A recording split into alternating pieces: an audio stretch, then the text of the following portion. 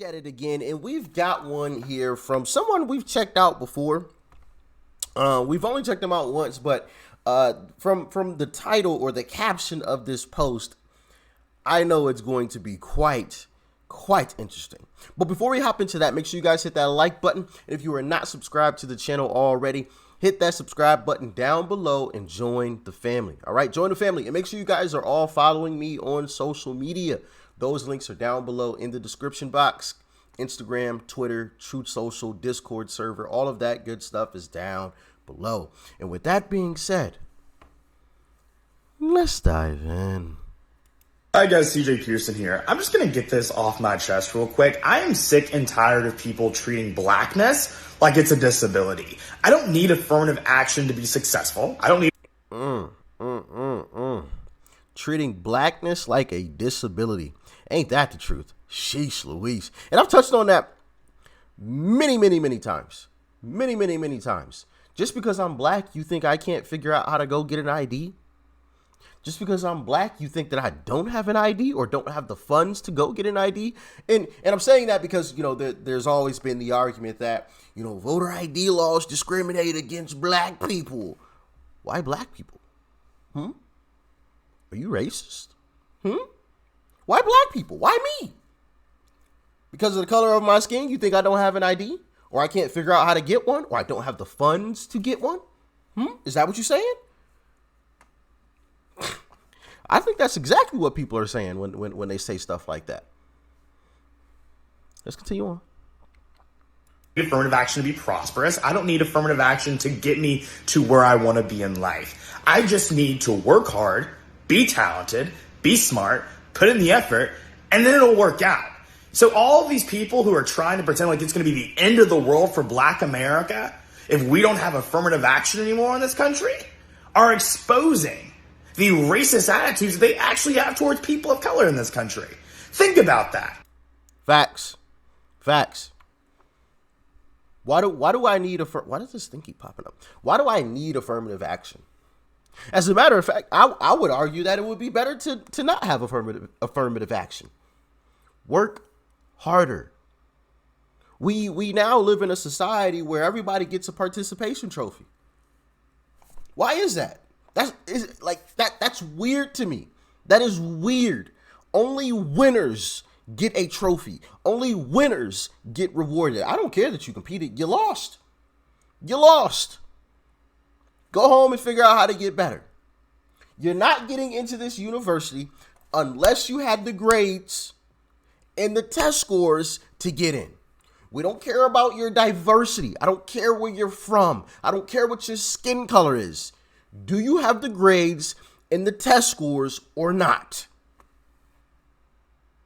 It should literally be that simple. But of course not. No. It's all about diversity now. And it's the weirdest thing ever. Get better. Stop crying and complaining.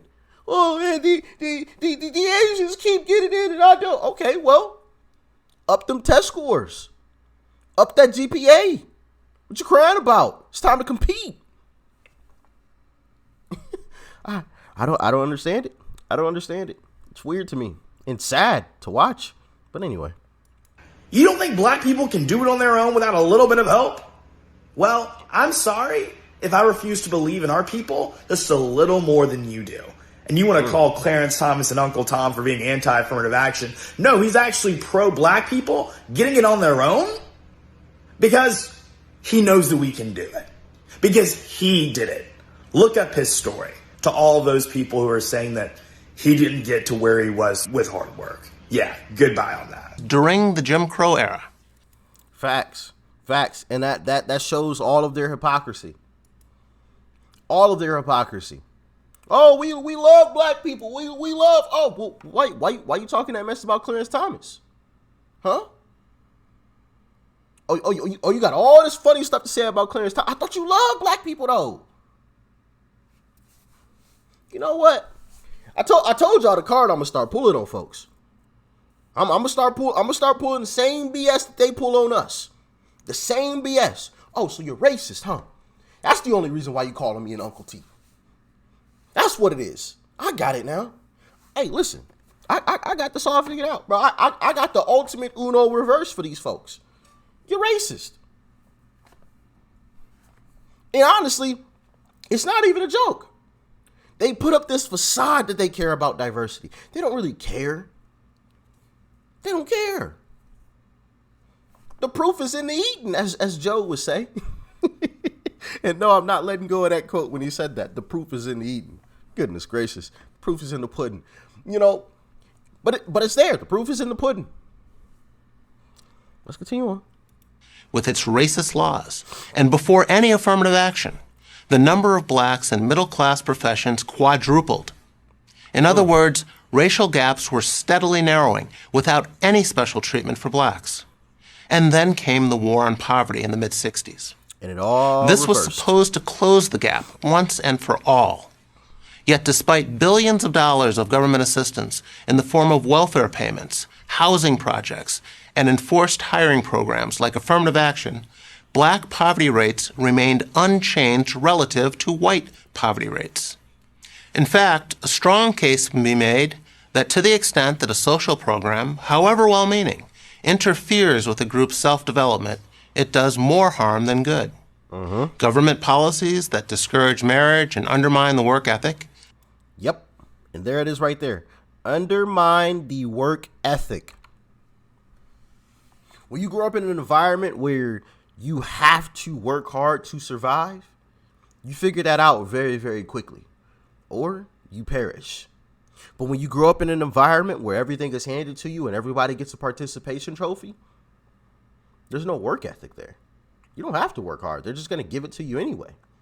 Oh, I don't have to work hard because the government's going to come in and take care of me. Oh, I don't have to make sure that me as a father is in the home, or, you know, from a woman's perspective, she doesn't have to make sure that the father of her child is still around because government's going to come in and take care. But what if the government said, no, we're done. We're done, lady. If you don't make sure that he is there to take care of that child, we're not coming in to help. Then what? I guarantee you, overnight, the mentality on that changes. But of course, that's not what they want. They want division. They want our kids to be indoctrinated in schools. I forgot who I was watching, but they made a great point. Another aspect of this all is, you know, if you separate the mother and the father, that means there's less income, which means that the mother or the father, whoever, you know, has primary custody of the kid, has to be at work most of the time.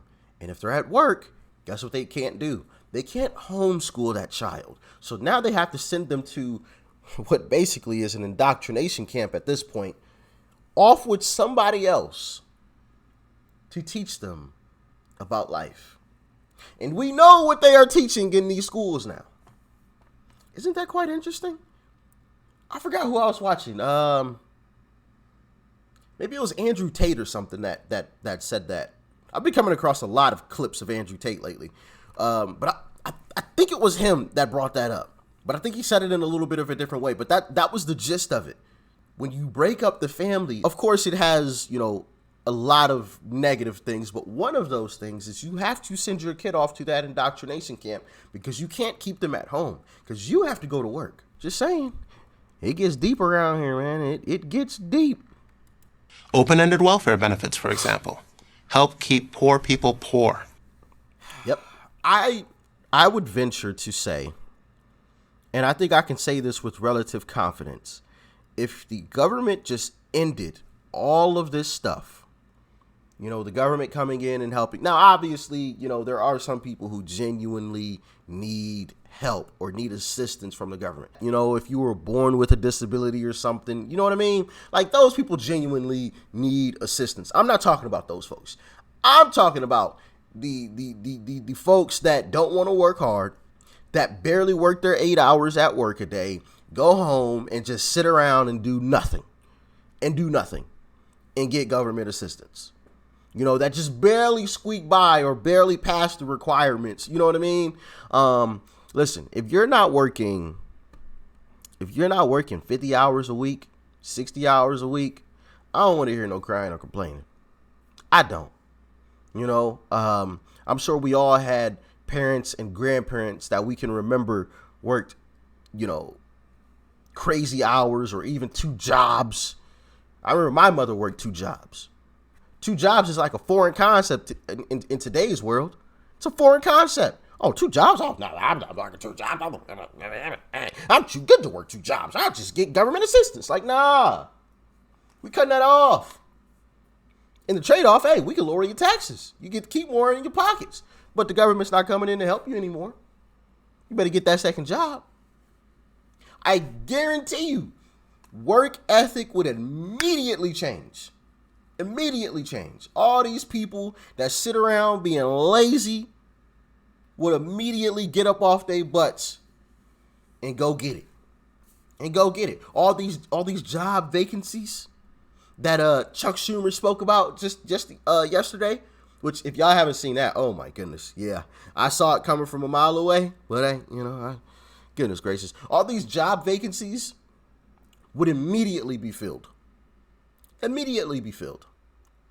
Because we're built to survive.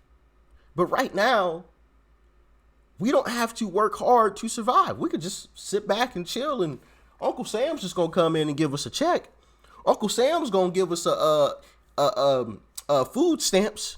He's gonna pay for our food. Uncle Sam's gonna come in and take care of the kid because the dad left.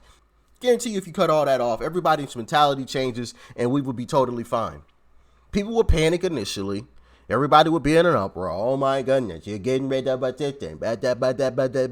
But give it 6 months, whole mentality changes, and people get back to it. What do y'all think? Let me know in the comment section. But I think overall it would be good for our society.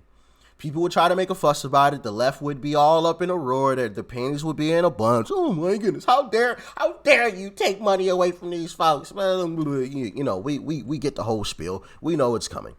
But in the end, I think it would be great for our society because it would bring that work ethic back into play. It would take away the mindset of a participation trophy. And it would bring back, hey, you got to work hard for what it is that you want in life. Which obviously I think is great. It's fantastic. It's a good thing to live by. But like I said, what do y'all think? Let me know in the comment section below. Like, share, comment, and of course, hit that subscribe button before you go. Peace and love. I'm out.